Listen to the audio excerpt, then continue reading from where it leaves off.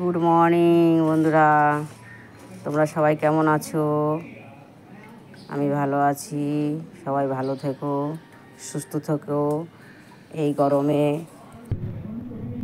দেখুন গাছটা কত লম্বা হয়ে যাচ্ছে, শুধু এটা কিন্তু গোলাপ গাছ। এই দেখুন এইটুখানি আছে, আমি দেখাচ্ছি। এই দেখুন আরও বড় হবে যখন আরও দেখাবো। তারপরে আর একটা জিনিস দেখুন, দেখুন এই গাছটা তো ফুলগুলো সব শুকিয়ে শুকিয়ে যাচ্ছে। এই দেখুন দু রকমের ফুল হয়েছে, কিন্তু এই গাছটা কোন দানার থেকে গাছটা লাগিয়েছি আমি সেই দানাটা আপনাদের দেখাচ্ছি এখন, দাঁড়ান। এই দেখুন, এই দানার থেকে কুসুম তেল হয় এবং ভালো করে ভেজে নুন হলুদ মাখিয়ে একটু রোদে শুকিয়ে ভেজে মুড়ি দিয়ে খায়, তারপরে কুসুম তেলও হয়। এই দেখুন এই দানাগুলো দিয়েই এই গাছটা। এগুলো বর্ধমান, বীরভূম, বাঁকুড়াতেই চাষ হয় একমাত্র, আমাদের এইদিকে হয় না।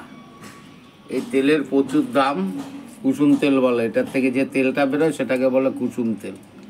আরে এই দানাগুলোই তো লাগিয়েছো এই গাছটায়? হ্যাঁ হ্যাঁ, এই দানার থেকেই হয়েছে। এই দানাগুলো এই গামলার মধ্যে লাগিয়ে দিয়েছিল, এই দেখুন কি সুন্দর গাছ হয়ে গেছে।